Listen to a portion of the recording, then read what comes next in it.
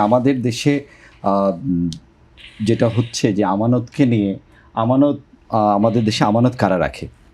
মূলত আমানত যাদের রাখে একটা অংশ আছে যে সাধারণ মানুষ, তারা আমানত রাখে হচ্ছে তাদের জীবন জীবিকা চালানোর জন্য, কিংবা আমরা আমাদের ব্যক্তিগত যেই সকল উদ্বৃত্তগুলো আছে সেগুলো রাখি।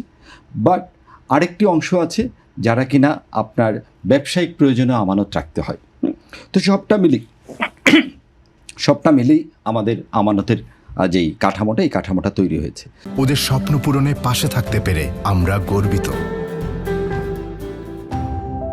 কিন্তু এই আমানত থেকেই কিন্তু আবার আমার বিনিয়োগের বিষয়টাও আসে।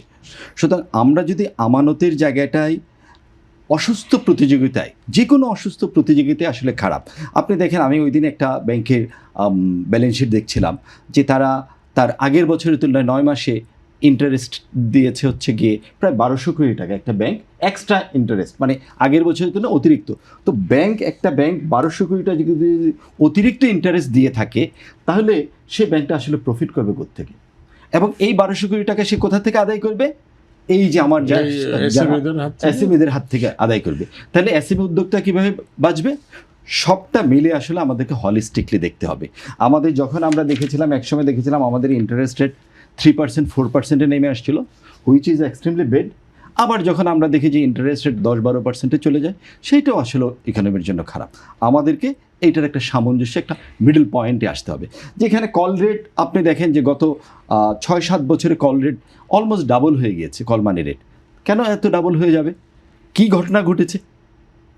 সুতরাং সব কিছু মিলে আপনি দেখেন যে এই যে ব্যাঙ্কগুলো, আরেকটা অদ্ভুত ঘটনা ঘটছে যে ব্যাঙ্কগুলো এত ডিপোজিট নিচ্ছে, তাহলে ব্যবসায়ীরা টাকা পাচ্ছে না কোথায়? কেন পাচ্ছে না? কারণ ব্যাঙ্কগুলো সবাই সস্তা প্রফিটের দিকে সবাই দৌড়াচ্ছে। সবাই ডিপোজিট নিচ্ছে ক্লায়েন্ট থেকে, কাস্টমার থেকে, নিয়ে বিনিয়োগে না গিয়ে তারা সবাই শর্টকাট ইনকামের জন্য হয় শেয়ার মার্কেটে বিনিয়োগ করছে, কিংবা ট্রেজারি মার্কেটে বিনিয়োগ করছে। তাতে করে তাদের প্রফিট কিন্তু আপনি গত 5-6 বছর যদি দেখেন, প্রতিটা ব্যাংকের প্রফিট কিন্তু লাগামহীনভাবে বেড়ে যাচ্ছে। রাদার অন্যান্য সব ব্যবসায়ীদের ব্যবসা কিন্তু কন্টিনিউয়াস খারাপ হচ্ছে। একটা দেশের ইকোনমিতে শুধু ব্যাংক প্রফিট করবে আর সবাই লস করবে, এইটা তো আসলে সাস্টেনেবল না।